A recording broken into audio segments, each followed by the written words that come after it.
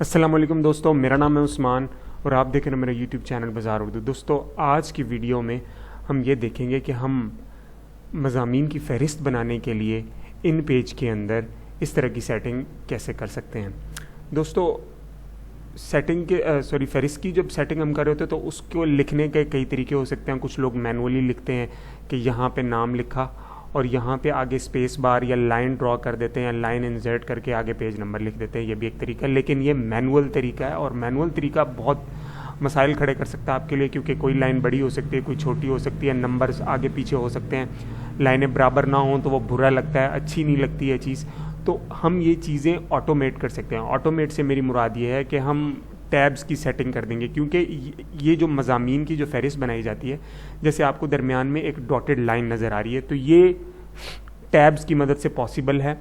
आप टैब्स के अंदर एक दफ़ा सेटिंग कर देते हैं, ख़ास तौर पे जब आप मज़ामीन की फ़हरिस्त बना रहे होते हैं तो आप टैब्स की मदद से ही बनाते हैं। टैब्स को आप ये बता देते हैं कि जब मैं पहली दफ़ा टैब का बटन प्रेस करूँगा तो कर्सर मेरा यहाँ से यहाँ आना चाहिए, और फिर जब मैं दूसरी बार टैब का बटन प्रेस करूँगा तो ये मेरा कर्सर मूव होकर यहाँ तक आ जाना चाहिए। जैसे यहाँ पे देखें कि यहाँ पे मैंने इसकी सेटिंग इस तरह से की है कि यहाँ पे जब कर्सर स्टार्ट में होता है तो जब मैं पहली दफ़ा टैब प्रेस करूँगा तो वो तकारीज़ वाली जगह पे आ जाएगा, और जब मैं दोबारा से टैब प्रेस करूँगा तो वो यहाँ जहाँ ये 6 लिखा हुआ है यहाँ आ जाएगा। यानी इतना फासला वो एक दफ़ा में ही तय कर लेगा।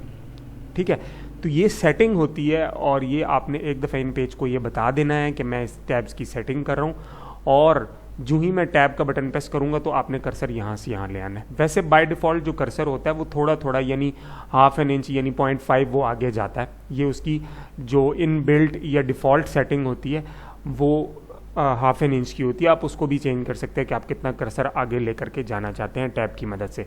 ठीक है, और यहाँ पर जैसे आप देखें कि मैं यहाँ पे इंटर अगर प्रेस करूँ तो ये देखिए मेरा कर्सर बिल्कुल राइट साइड पे बिल्कुल लाइन के साथ है। अच्छा, अब मैं एक दफ़ा अगर टैब प्रेस करता हूँ तो ये बाब दोम के नीचे आगे यहाँ पे मैं लिख देता हूँ, सॉरी इंग्लिश लगा हुआ है तो मैं यहाँ पे उर्दू कर देता हूँ। अब मैं लिखता हूँ बाब सोम, तो अब बाब सोम इसके नीचे इसने लिखा। अब जो ही मैं टैब का बटन प्रेस करूँगा तो ये एक डॉटेड लाइन खींच के 39 के नीचे आ गया। मैं यहाँ पे क्या देता हूँ 63।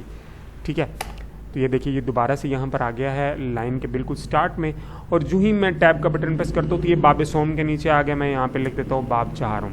ठीक है, दोबारा टैब प्रेस करें और ये 63 के।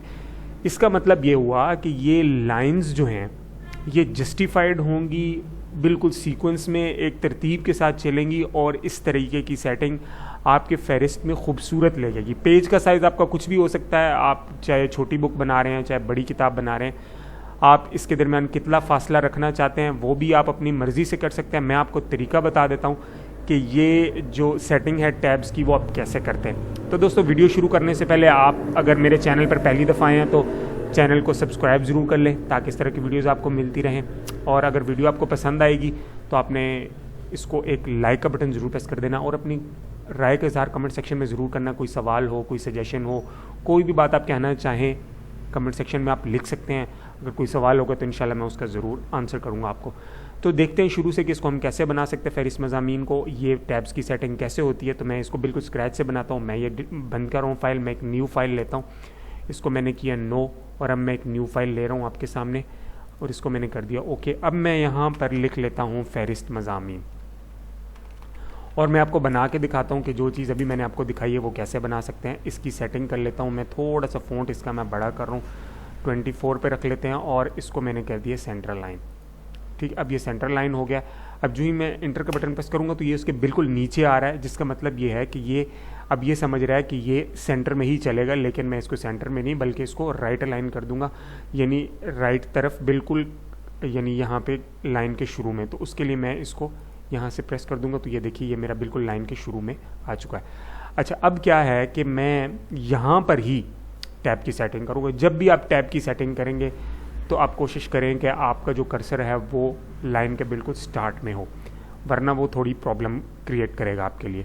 यहाँ पर आ गया।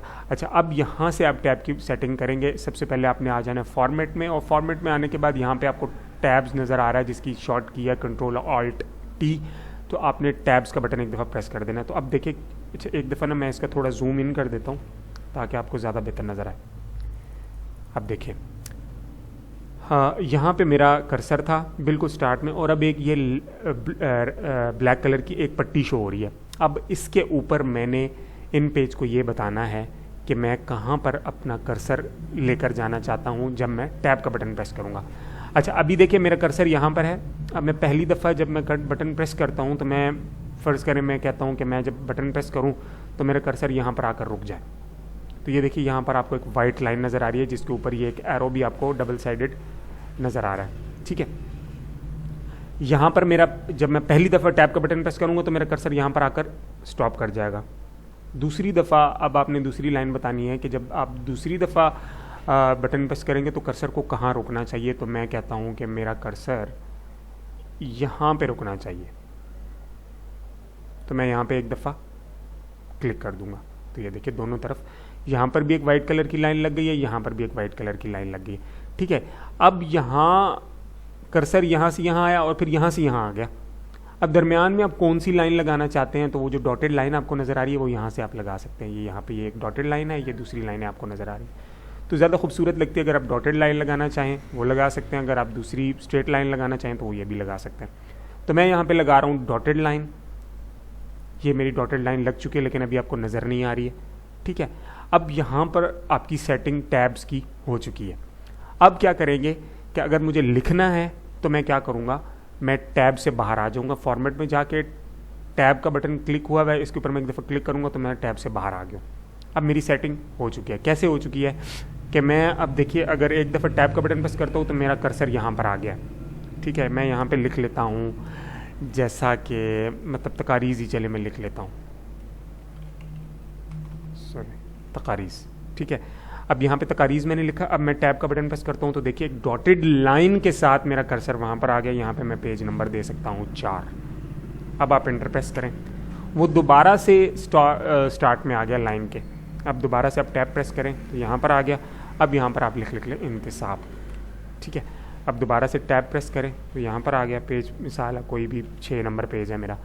ठीक है, अब दोबारा से इस तरीके से टैब प्रेस करते जाना है। आपने यहाँ पे लिख लिया पेश लफ्ज़। ठीक है, एंटर प्रेस के यहाँ पे आ गए, ये 9 सफ़े पे आ गए। ठीक है, अब आप कहते हैं जी मैंने हदीस दिल भी डालनी है तो यहाँ पर पेश लफ्ज़ के बाद आप 11 सफ़े पे ये पेज डाल दें, बाब अव्वल। अब देखिए ये कितना आसान हो गया आपके लिए कि कहाँ से आप इसको शुरू करें और कहाँ पे इसको ख़त्म करें। अब आप डालते जाएं बाब दोम।